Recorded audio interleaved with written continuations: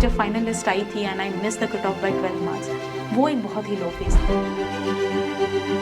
तो Shakti, this was your 5th attempt and I think वो एक मोमेंट था कि 5 मिनट के लिए आई वाज टोटली फ्रीज। इतनी व्यवस्थाएं नहीं थी हमारे पास कि ये फोटो स्टेट कापी वगैरह या कंप्यूटर या कोई लैपटॉप वगैरह ले आकर के घर पर रख दें। तभी भी जब मुझे ऐसा लगा था कि शायद यूपीएससी मुझे समझ नहीं आ रहा है या मुझे नहीं करना चाहिए, तब मम्मी ने मुझसे ये कहा था कि sit and talk to yourself. एक बार ट्राई कर लो, हो सकता है कि भगवान तुम्हारे लिए रैंक 1 रखा हो। रखा। शक्ति, इस समय आपको बहुत सारे ऐसे युवा सुन रहे हैं, ऐसे फ्यूचर एस्पिरेंट्स को आप क्या स्ट्रैटेजी बताना चाहेंगी? जो गलतियां मैंने इनिशियली करी थी वो ये था।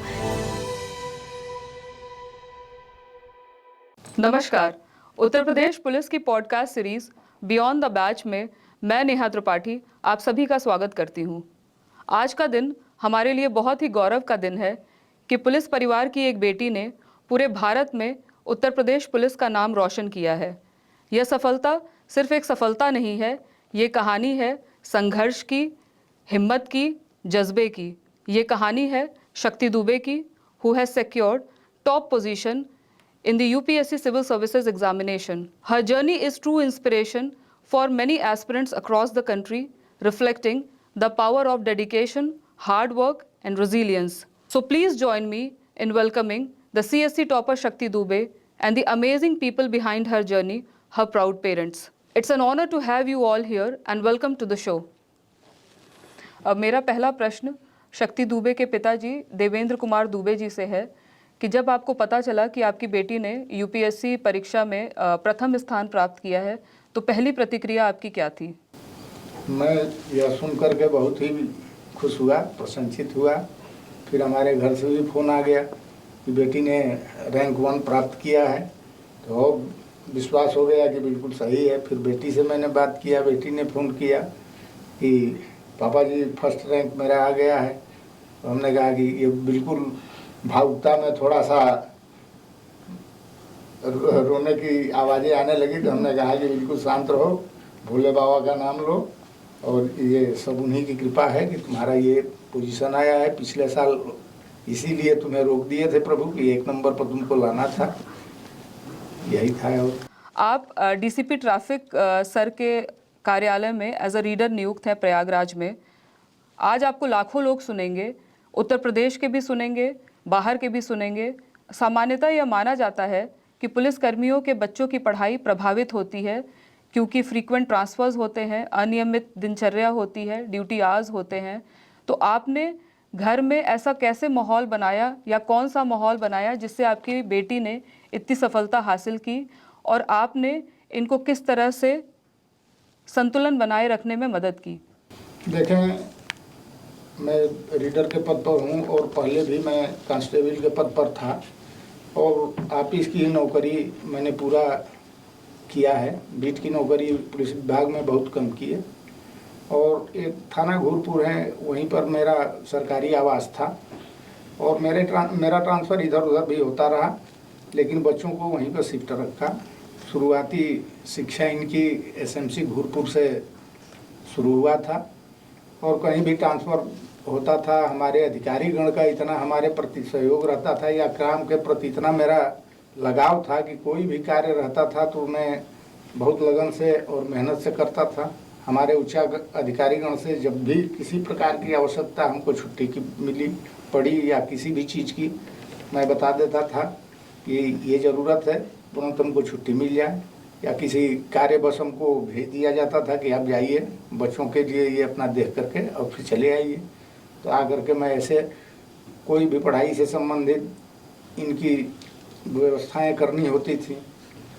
तो जब ये इलाहाबाद यूनिवर्सिटी में थी, वहाँ गुड मेडलिस्ट, उसके बाद इनका ये हुआ कि नहीं पापा जी हम लोग BHU से MSc करेंगे। तो हमने कहा ठीक है, वहाँ से करो। फिर MSc करने के बाद अब तैयारी की तरफ इनका रुझान बढ़ा कि हम कुछ तैयारी करेंगे। तो हमने कहा वो भी कर लो। तो हम तो ड्यूटी में कहीं भी रहते थे। अब इनकी सहयोग के लिए ये था कि हमको PDF मिल जाता था कि हमको ये चीज़ चाहिए। तो जब शाम को हम आने लगते थे तो एक दुकान को हमने फिक्स कर लिया था फोटो कापी का। अब ये इतनी व्यवस्थाएं नहीं थी हमारे पास कि ये फोटो स्टेट कॉपी वगैरह या कंप्यूटर या कोई लैपटॉप वगैरह ले आकर के घर पर रख दें। जी तो उनसे ही अपना सेटलमेंट कर लिए थे कि भैया अपना ले लेना कुछ हिसाब से, तो हमको फोटो कॉपी करके दे देते थे, वही ले आकर के इन लोगों को उपलब्ध करा देते थे। उसी से इनकी पठन पाठन का कार्यक्रम चलता रहा। जी पिछले साल 12 नंबर से मेरी बेटी का नहीं हो पाया किसी कारणवश, तो बहुत ही भावुक हुई। जब भी मैं आता था तो दोनों आदमी की आंख में आंख निगाहें मिले तो भावुक होकर के रोने लगती थी। अभी भी वही चीज़ हमारे अंदर आ रहा है। जी लेकिन हमने संतावना दिया तो कि एक बार फिर हमारा बेटा ने इसको बच्ची को कहा कि दीदी एक बार ट्राई कर लो, जी हो सकता है कि भगवान तुम्हारे लिए रैंक 1 रखा कुछ हो, रखा हो, रैंक 1 रखा हो। और प्रभु ने भोलेनाथ की कृपा हुई, यही इन्होंने जी किया। अब हम शक्ति जी से उनके एकेडमिक जर्नी के बारे में जानना चाहेंगे कि आपकी स्कूलिंग कहाँ से हुई, आपकी हायर एजुकेशन कहाँ से हुई। तो हमारे दर्शकों को कृपया इसके बारे में बताएं।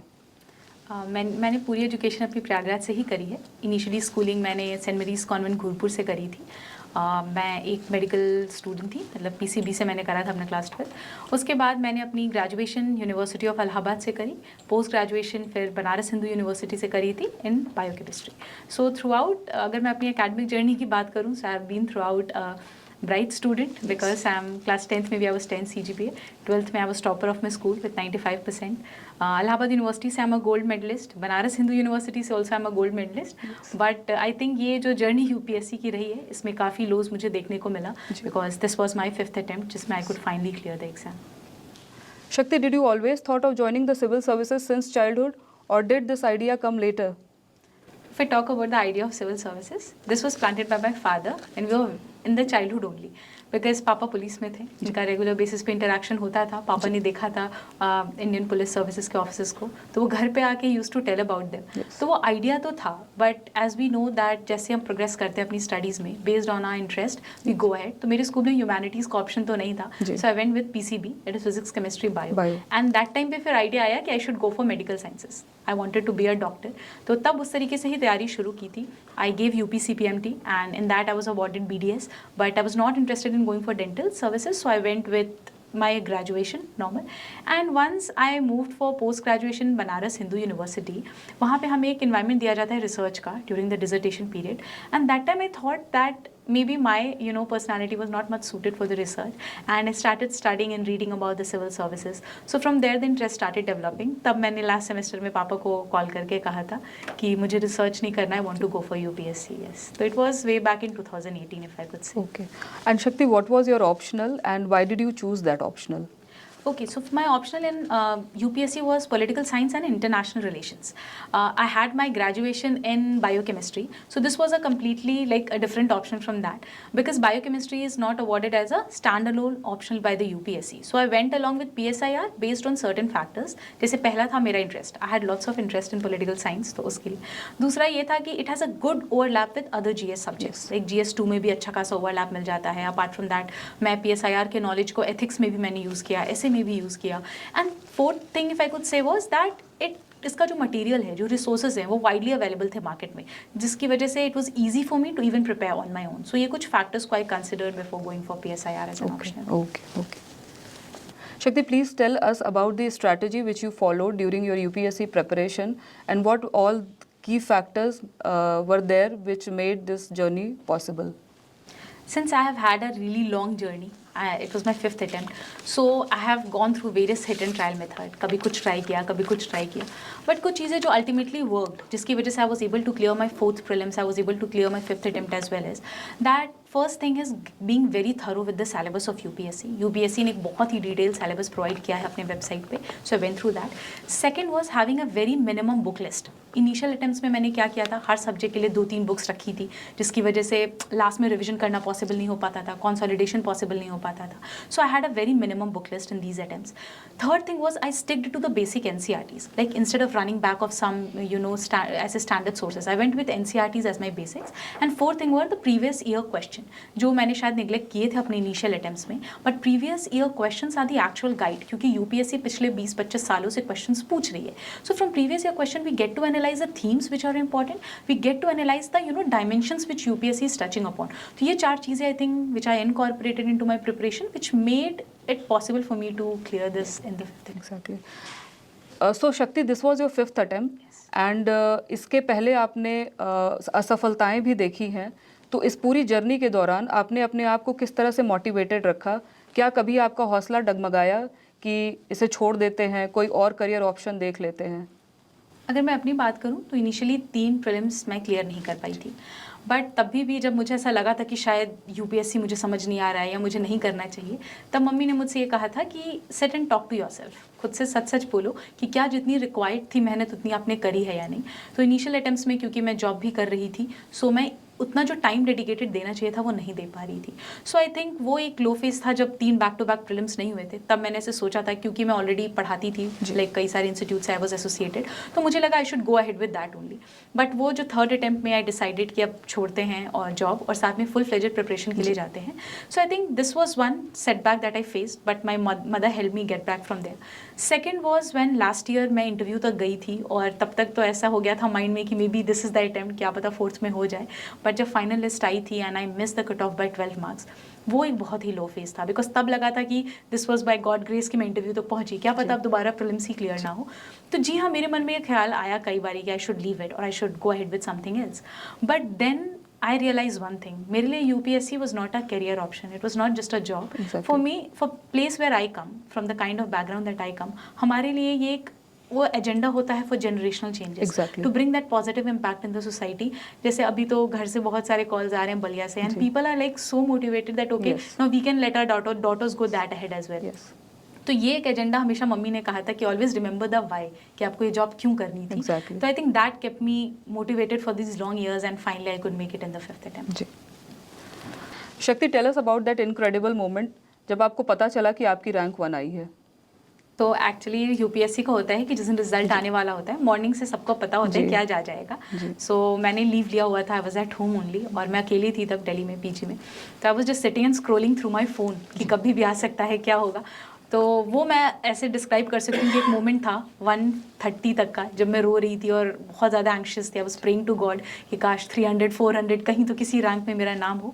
तो जब रिजल्ट आ गया तो सबसे पहला कॉल मुझे आया था मेरे ऑफिस से, and they called me and they said कि शक्ति रिजल्ट्स आ गए हैं. तो I downloaded and I said कि सर मेरे नाम के आगे 1 लिखा हुआ है, मुझे लग रहा है ये फेक PDF है, क्योंकि इनिशियली लगता है शायद सच ना हो. तो उन्होंने कहा कि अपना रोल नंबर कंफर्म करो, और मैंने रोल नंबर कंफर्म किया, वेरीफाई किया, एंड दे सेड तब ये तुम्हारा ही है, फेक PDF नहीं है, its original one. And I think वो एक मोमेंट था कि 5 मिनट के लिए I was totally freezed, I was thanking God. मुझे समझ में नहीं आया था, मैंने किसी को कॉल भी नहीं किया था. फिर मैंने पापा को कॉल किया, एंड क्योंकि मैं रो रही थी तो पहले पापा का भी था घबराओ नहीं, कोई बात नहीं. उन्हें शायद लगा होगा कि नहीं हुआ था, बट देन आई टोल्ड नहीं पापा इस बार हो गया और रैंक 1 आई है. सो आई थिंक रैंक 1 जो था वो टोटली अनएक्सपेक्टेड था, बहुत ही, and that was one of the most surreal beautiful moment, because वो 5-6 साल की मेहनत हैज़ फाइनली कम टू. तो इसका श्रेय आप अपने माता पिता को देना चाहेंगी? जी बिल्कुल, बिकॉज इस पूरी जर्नी में जो इतनी लंबी रही, जितना हमने नहीं सफ़र किया है, जितना हमने नहीं सुना है, बिकॉज व्हाट हैपेंस इज कि हम एकदम क्लोज हो जाते हैं, we don't attend functions, we don't go out much with friends. But parents ऐसे हैं जिनको फैमिली ऑब्लिगेशंस, रिस्पॉन्सिबिलिटी की वजह से कई फंक्शंस में जाना पड़ता है, उन्हें बहुत चीज़ें सुननी पड़ती हैं फैमिली से, रिलेटिव से, आसपास के लोग, but they never let that come to us. उन्होंने कभी हमें इस चीज़ का बर्डन नहीं डाला. पापा का, मम्मी का, दोनों का एक ही था, आप लोग पढ़ो, जब तक आपको लगता है that you if you think you can do it then please go ahead with it. So वो एक सपोर्ट हमेशा इनका रहा है. साथ में सिबलिंग्स रहे हैं जिन्होंने मतलब एक तरीके से नॉन UPSC पर्सपेक्टिव जो होता है लाइफ का, हाँ, that was also important. So I always had that. I will really be thankful to my family for this. Shakti, now you are a civil servant, so being a civil servant आपकी क्या क्या priorities होंगी, and जब आप किसी district में as a district magistrate post होंगी तो बीइंग अ फीमेल ऑफिसर क्या क्या आपकी प्रायोरिटीज़ होंगी, इसके बारे में हमें बताएं. So if I talk about priorities, I think since I have belonged to such a place जहाँ से मैं आती हूँ, बलिया, वहाँ पे हमने बहुत सारे इश्यूज़ देखे हैं जो स्पेसिफिक टू वुमेन रहे हैं. Be it son meta preference, be it things like poor literacy rate. There are so many things that are going on. तो my mom always had this idea कि you guys should never be able to face that. आप लोग को कभी ये चीज़ face ना करनी पड़े लाइफ में. इसके लिए उन्होंने एजुकेशन हो हम लोगों की, हायर एजुकेशन हो, be it any services that we wanted for. She has always supported us for that. तो वो चीज़ें जब हमने बहुत ही करीब से देखी हैं, तो being a women officer मेरा हमेशा priority रहेगा on women rights. I think government ने बहुत कुछ किया हुआ है already, but issue lies in implementation. Specifically if we talk about the rural women, मुझे लगता है कि they are less aware about their rights, they are less aware about the initiatives of government of India. तो एक वो है ना empowered women at the grassroots level. Yes. I think that would be one of my priority area to work on. जी शक्ति, इस समय आपको बहुत सारे ऐसे युवा सुन रहे हैं जो यूपीएससी की प्रिपरेशन कर रहे हैं या यूपीएससी की प्रिपरेशन करने की सोच रहे हैं, तो ऐसे यूथ को, ऐसे फ्यूचर एस्पिरेंट्स को आप क्या स्ट्रैटेजी बताना चाहेंगी, क्या सफलता का मंत्र देना चाहेंगी जिससे वो भी आपकी तरह इस यूपीएससी की जर्नी में सफल हों? जो गलतियाँ मैंने इनिशियली करी थी वो ये था कि बिना एग्ज़ाम को समझे मैंने एग्ज़ाम देना शुरू कर दिया था यूपीएससी का, जिसकी वजह से मुझे इतने अटेम्प्ट्स लग गए. I think the homework is more important before writing the exam. You should be very thorough with the syllabus of UPSC so that you are aware कि क्या पढ़ना है और कितनी चीज़ें रिक्वायर्ड हैं, सिलेबस क्या है, कितनी बुक्स आपको पढ़नी है, कौन से सब्जेक्ट्स हैं, कितने पेपर्स हैं, क्या वेटेज है मेंस का, क्या वेटेज है लाइक इंटरव्यू का, सो दैट अकॉर्डिंगली आप उतना प्रायोरिटाइज कर पाओ अपनी प्रिपरेशन को. First thing. Second thing is that you need to be very thorough with your basics. That is आपकी एनसीईआरटीज़ जो हैं basic history, geography, polity, economics की, वो आपको अच्छी तरीके से फॉलो करनी है. I think students run back of other standard sources and they ignore their NCERTs. But I think NCERTs वो स्टैंडर्ड बुक्स हैं जिन्होंने मोस्ट ऑफ द चीज़ों को बहुत अच्छी तरीके से कवर किया हुआ है. I think that is one that student should not ignore. Third thing will be again the previous year question as I mention, because मैंने इनिशियली उसी को इग्नोर किया था and because of that I was lost in my preparation. मुझे वो की areas नहीं identify हो पा रहे थे जो कि एग्जाम के लिए इंपॉर्टेंट है. And that's when I started referring to previous year question, which basically made my journey much more easier. So these are the three things that I would say. Fourth and the most important advice that I would like to give to the aspirants is do not get into UPSC without any plan B, because initially जब मैंने शुरू किया था I started with a job. तो एक हमेशा security था कि if I don't get into UPSC I'll always have an option to fall back upon. तो एक plan B जो है option जिसको मैंने हमेशा से ही support किया है, I think that should always be there. शक्ति, आपने प्लान बी के बारे में बात किया, तो हमारे यूथ को, हमारे फ्यूचर एस्पिरेंट्स को प्लान बी के बारे में थोड़ा सा इलाबोरेट करके बताइए. अभी यूपीएससी की अगर हम बात करें तो एक बहुत ही ज़्यादा अनसर्टेनिटी रहती है इसके रिजल्ट्स में. We see almost 5 to 6 lakh aspirants appear करते हैं प्रीलिम्स के लिए, but ultimately there are some 900 to 1000 students who make it to the list. तो 99% of them will not go there. तो ये है. फिर लिमिटेड नंबर ऑफ अटेम्प्ट्स हैं, एज का क्राइटेरिया है, there are several things that will come into factors that will come to play an important role in this. तो एक अपने लिए एक mental stability के लिए, एक strength के लिए आपके पास एक option होना चाहिए to fall back upon. Like if I was from the biochemistry background, I had life sciences, तो initially ही मैंने start कर दिया था to mentor students from the medical background जो थे. फिर अभी धीरे धीरे since when I was into UPSC preparation, I moved ahead with mentoring the students for UPSC. Similarly, they can be engineering students who can have an option in the IT sector or in the engineering field. Medical students can always have option to go back to MBBS and complete their higher education there. इसके अलावा अगर हम बात करें तो there are also several other government examinations like the state PCS we have. We also have SSC, banking. Then there are other exams like RBI, NABARD, SEBI वगैरह. तो इन सब को भी अगर आप prioritize करके चलेंगे तो I think that will be more important, because in the end it's also about your own stability. अगर आपका mentally आप उतने strong, resilient नहीं हो, it becomes really tiring in this journey. तो मैं हमेशा यही कहती हूँ कि have a plan B so that what if not, क्योंकि most of the aspirants they think कि हमारा हो जाएगा, ठीक है. We do not account the failure, and जिसकी वजह से इन द एंड अगर नहीं होता है तो there are so many things that comes crashing down, because एक एम्पायर आप खुद के लिए बिल्ड कर लेते हो, and what if doesn't comes out to be true. तो इसलिए प्लान भी होना I think is really important. मेरा लास्ट क्वेश्चन देवेंद्र जी आपसे है. आपको तमाम पिता भी आज सुन रहे होंगे. हम एक पेट्रियार्कल सोसाइटी में रहते हैं जहाँ पे बच्चियों की शिक्षा को इग्नोर किया जाता है, उनको पढ़ा के और फिर शादी कर दी जाती है. तो ऐसे तमाम लोगों को आप क्या संदेश देना चाहेंगे ताकि वो भी अपनी बच्चियों को पढ़ाएं, आगे बढ़ाएं और उनकी भी बच्चियां शक्ति जैसी बने? देखें, हमने कभी भी बेटा और बेटी में अंतर नहीं माना जी. हमारे एक लड़के हैं जी और 3 बेटियां हैं जी. लेकिन हमने कभी भी ये नहीं सोचा कि ये हमारे बेटे नहीं हैं. रही बात, हमारे गवर्नमेंट का भी प्लान है कि बेटी बचाओ, बेटी पढ़ाओ. ये हमारे मुख्यमंत्री जी का संदेश है, और हम तो यही चाहेंगे कि सभी अभिभावक जितने भी हैं बेटा बेटी में कोई अंतर न माने, और जहाँ जहाँ बच्चियाँ हमारी पढ़ने के लिए कहीं वहाँ मैंने इनको भेज करके पढ़ाई करवाया और किसी जगह से कोई भी हमें किसी प्रकार का अप्रिय संदेश नहीं मिला। जहाँ तक जिस भी यूनिवर्सिटी वगैरह में जहाँ भी बच्चियाँ हमारी पढ़ीं, वहाँ के प्रोफेसर वगैरह बुला करके हमको बहुत ही प्रोत्साहित किए कि आप जैसे अभिभावक जो हैं, आप जैसे पिता हैं कि आपने बेटियों को इतना इस रूप से रखा है और पढ़ाने लिखाने में काफ़ी मदद की है। तो हम तो यही चाहेंगे कि सभी अभिभावक अपने बच्चियों को बेटे की तरह जानें और उनको पढ़ने में उनका सहयोग प्रदान करें। Today's special episode was not just about results or ranks. It was about resilience, dream and unwavering support from family. हम और हमारा पूरा उत्तर प्रदेश पुलिस परिवार अपनी बेटी को शुभकामनाएं देता है और कामना करता है कि ये नित नई ऊंचाइयों को प्राप्त करें, सफलताएं प्राप्त करें।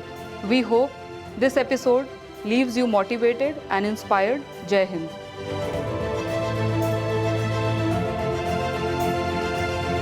आप इस पॉडकास्ट को और इससे जुड़े अन्य एपिसोड्स को यूपी पुलिस की ऑफिशियल यूट्यूब चैनल पर देख सकते हैं। अगर आपको पसंद आता है तो लाइक और सब्सक्राइब करें।